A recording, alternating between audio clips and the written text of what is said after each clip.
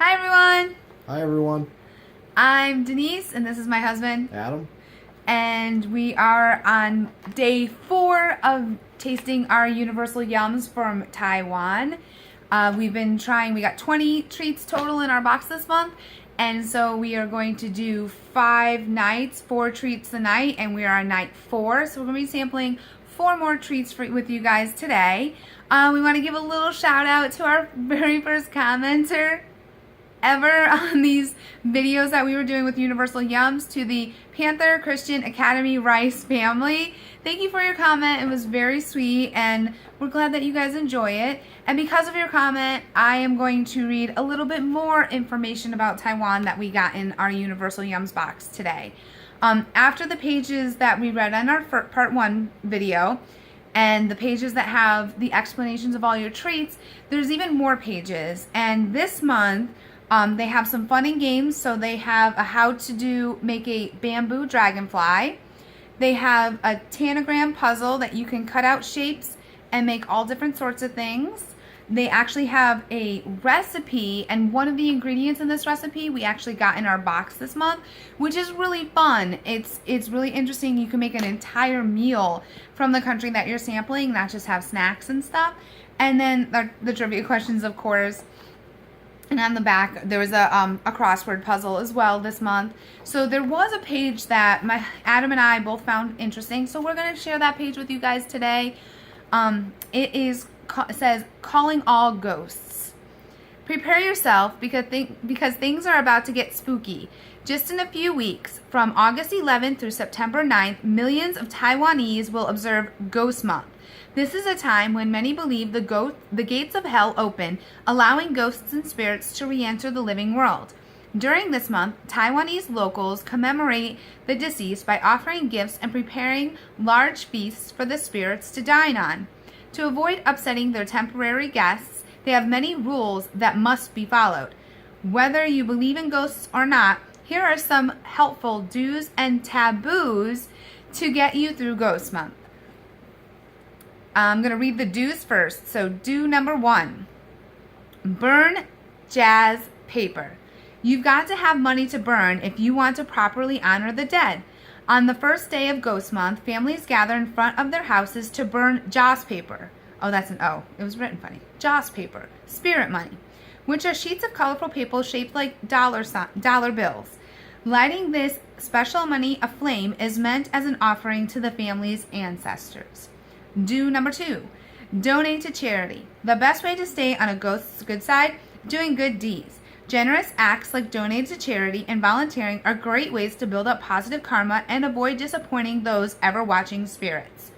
And do number 3, send water lanterns.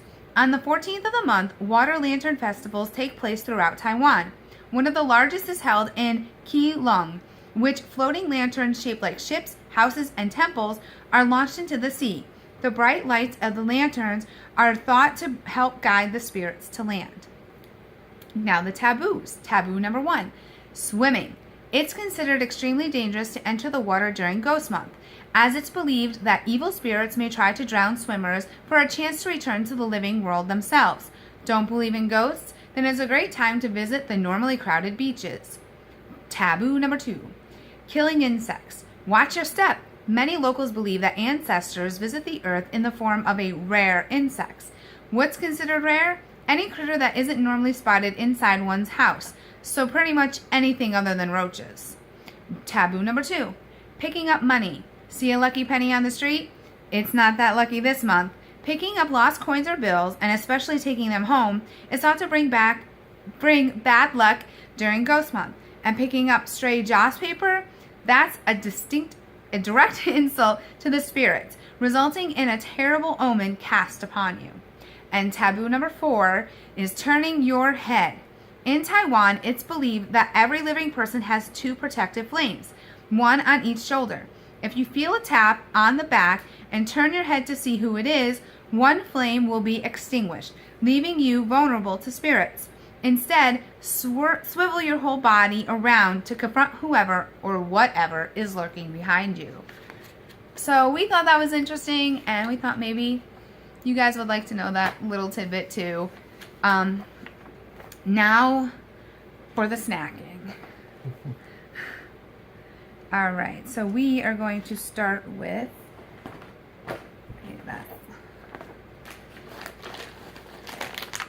this little one right here. It says carrot biscuit. Ooh. So this is a smaller bag compared to the little treats that we've gotten. See the head comparison again. All right, these are called Nice Choice Carrot Biscuits.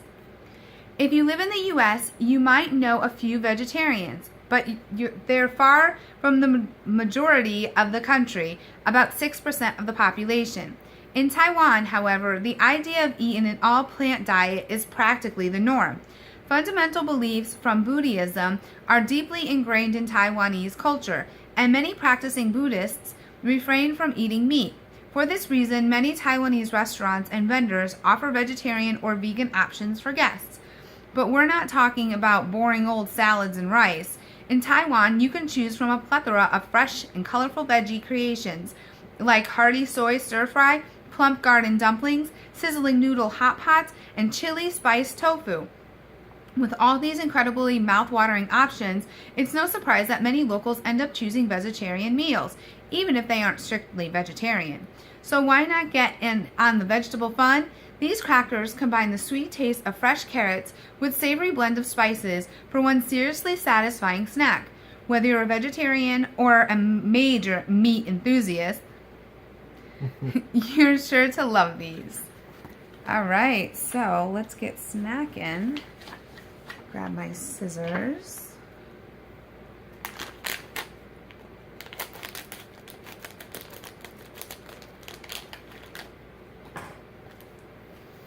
All right.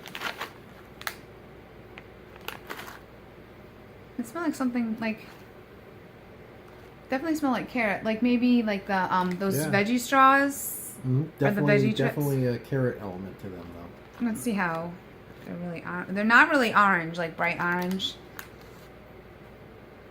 They kind of look like a golden graham. All right, you ready? Yeah.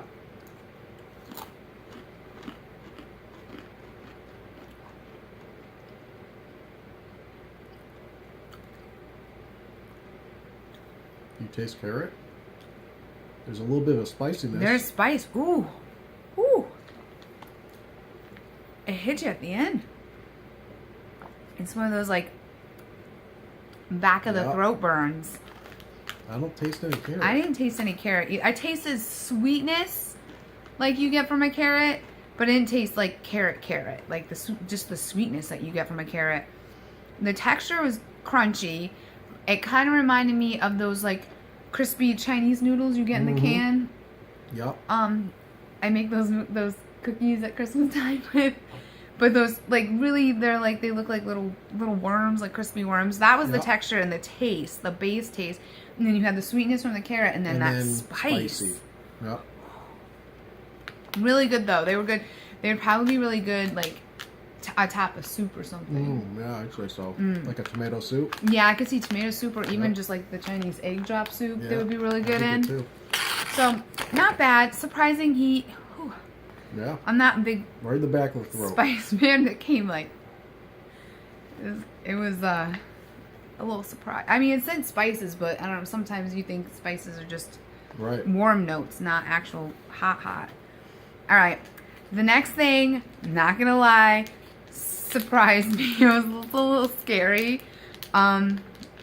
Here, I'll show you guys what it looks like in the package. So it kind of looks like it's packaged like that peanut butter brittle we had on night 1 or 2, but it's black. I'm really hoping there's no like squid ink. Yeah. I mean, sesame okay, but I don't know. I'm a little scared of squid ink right now. I watch too much Good Mythical Morning. Yeah. All right, so it says black sesame cake. Ever wish you can eat cake every day? In Taiwan, they do. Their black sesame cakes, like the one you're holding, are enjoyed every day. To create this traditional Taiwanese treat, toasted black sesame seeds are mixed with sugar and pressed into dense rectangular sheets. To be fair, black sesame cake isn't anything like sweet fluffy dessert you're used to. This Taiwanese version keeps things light, simple, and far less sweet. But believe us, that bold nutty flavor and crumbly crunch make for one amazing yum. The best part, you don't have to wait for a special occasion to enjoy it. Okay, so it's only got 4 ingredients: sesame, sugar, maltose, and salt. So the fear of squid ink has been removed. Let's see how it is. Were you thinking squid ink also? No, I don't think so. Because it's black. It looks like black leather, like army boots. Look at that shine. It's it's not too thick, but it smells like sesame seeds. Yeah. Max nose. All right. Oh, it's hard. Jeez. oh Wow.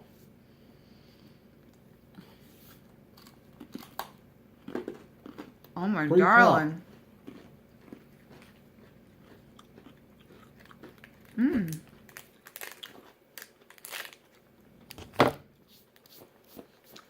Oh, this is really good.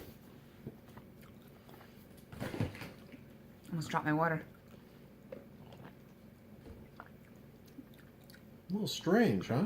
No, I liked it. It had the Really? nuttiness from the sesame seeds, and then the sweetness from the sugar.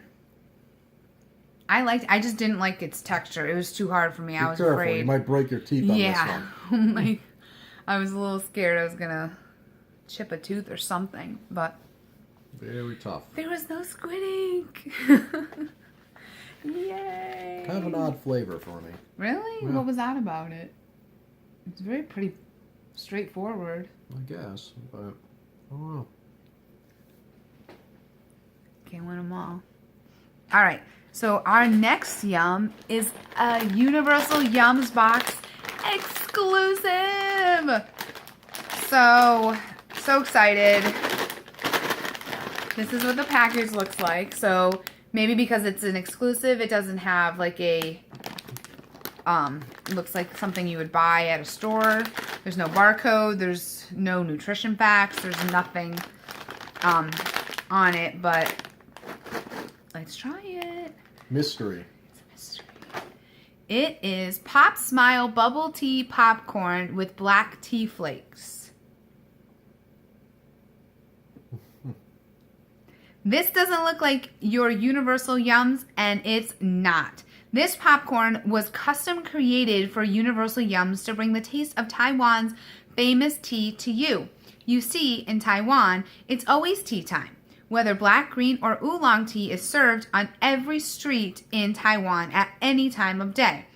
But it wasn't always this way. In the 1980s, tea was viewed as an unfashionable drink, only consumed by the elderly. This wasn't exactly good news for the Li Han Che, owner of a small local tea house called Chun Soon Tang. To attract younger customers, Lu began serving his tea chilled, inspired by Japan's popular cold coffee.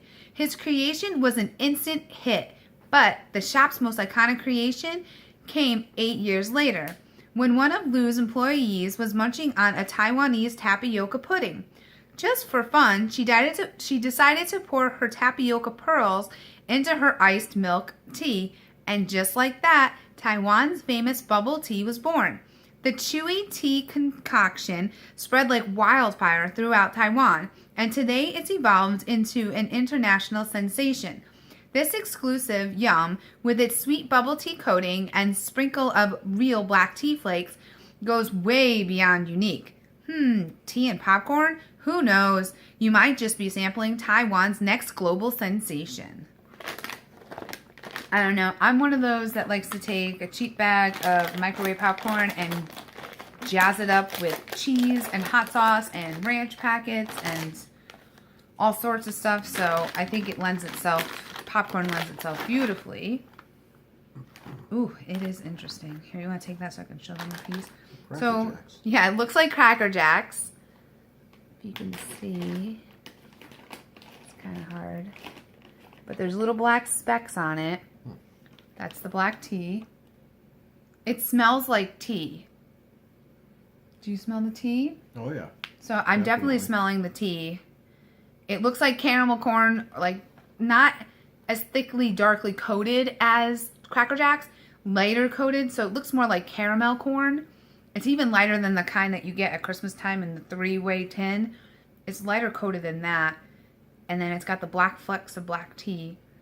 And I think they call this mushroom popcorn because it domes on the top and lends itself best for coating because it's got more surface area. I like to watch the Food Network. Okay, you ready? Yeah.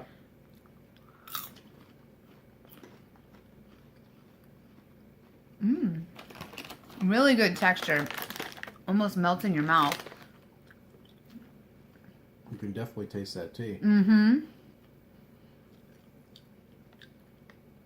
It tastes like black tea.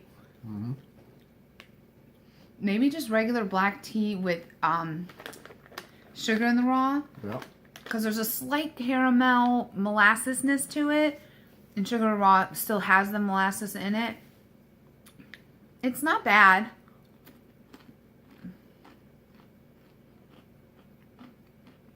It wouldn't be like, oh my gosh, I have to go out and get more of that once it's gone. I wouldn't say so.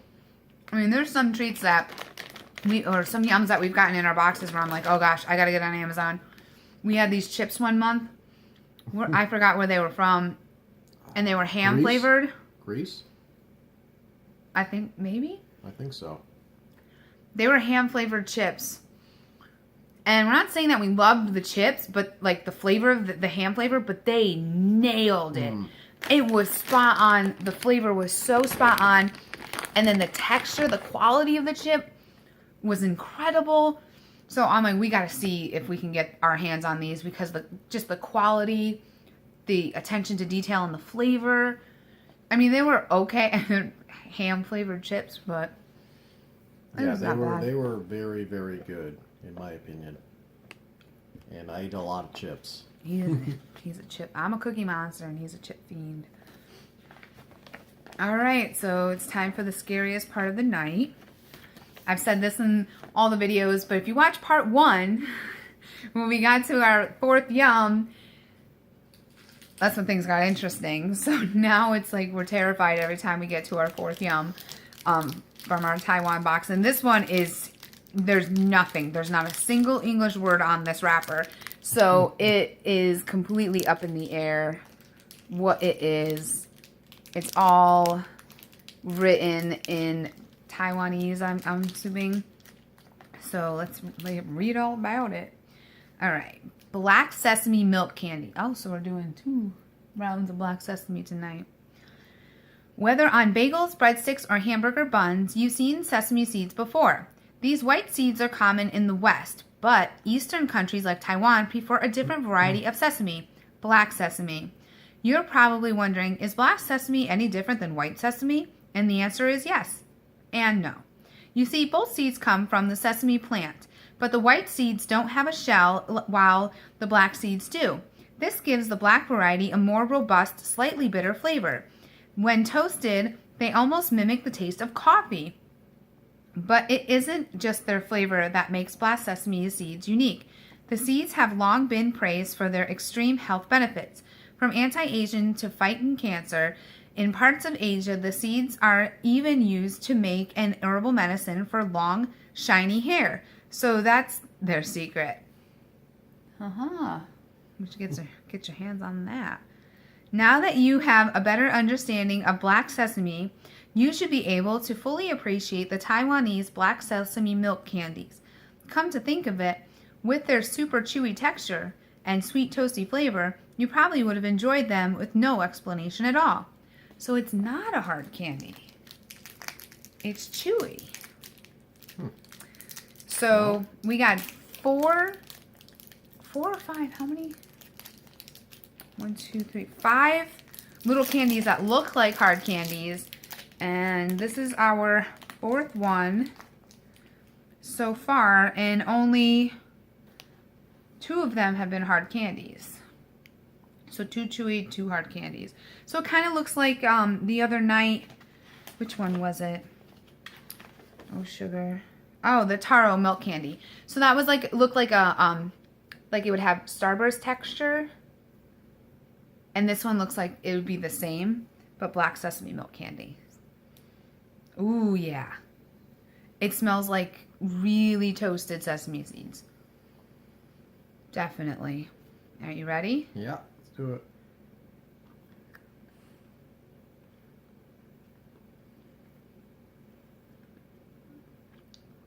Tough chew. Ooh.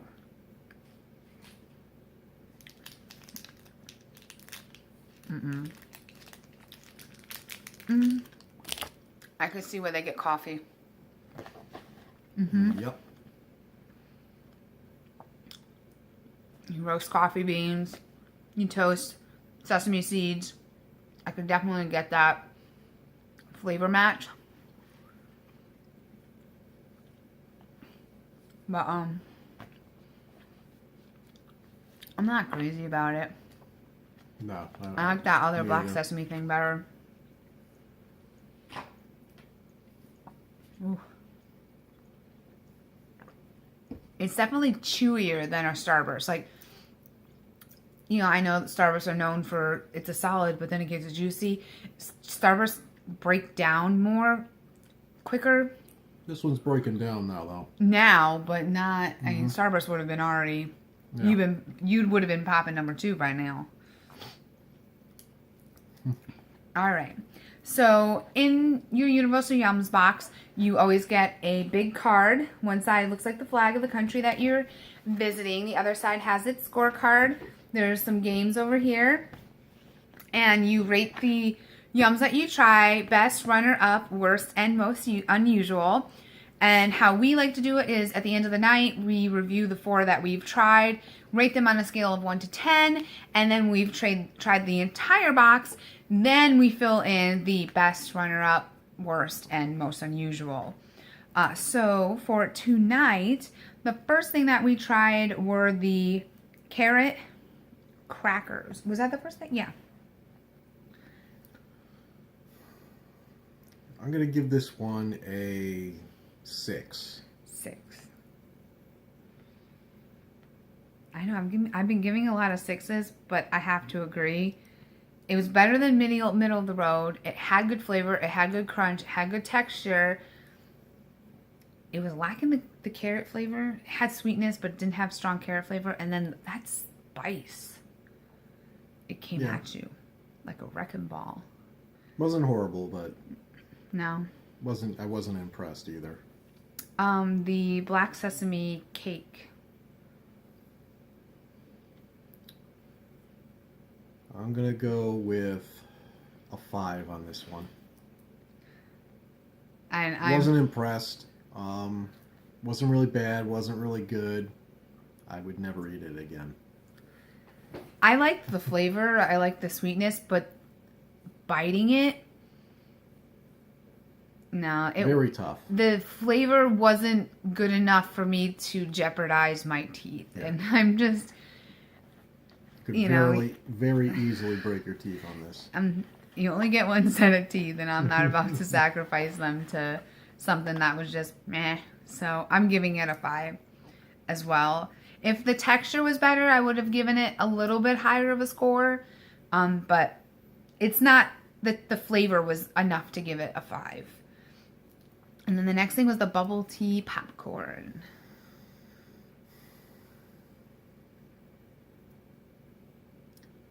I'm going to go with a 5.5 on this one.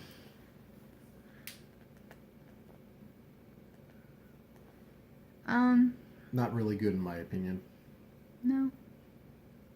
I'm going to go with a 6. I think it was true to the flavor. You're getting that tea flavor, and that was the goal with creating this custom yum, so that you taste that. I don't know where the bubble tea part's coming into that. I mean, I guess you get the milkiness, sweetness from that caramel coating that's on there. So I could see where they were going with that. It wasn't terrible. I'll probably finish that bag because it's there. You don't want to waste. And then the last thing was the black sesame milk candy.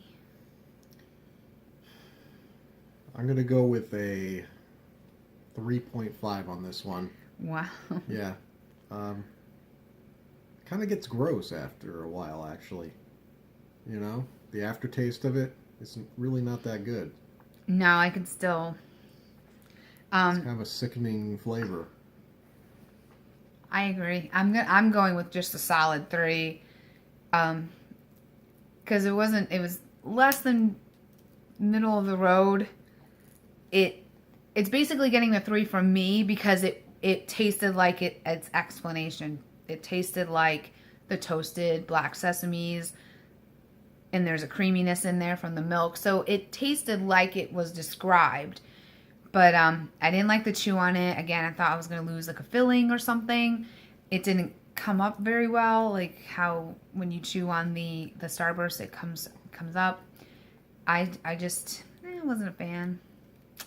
Not too good. No, not at all. So kind of like a little less than middle of the road tonight. I'd say so. Yeah. I mean, so far I know what my favorite. I mean, we have one more night, 4 more yums to go, but those fortune cookie tasting crackers with the cookies with the black sesames in them.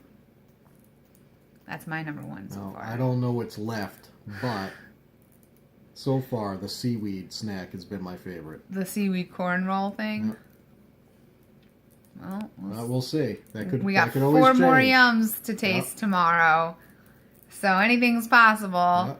All right, guys. Thank you so much for joining, and thank you so much to our very first commenter. I hope that you enjoyed the little extra time we took to read the other part of the book. We thought that Ghost Month in Taiwan was very interesting, so we just wanted to share it with you guys. Thanks for sticking around for another kind of long video. And we'll see you tomorrow for our last part in our little series, Day 5. Thanks again, everybody. Bye. Bye.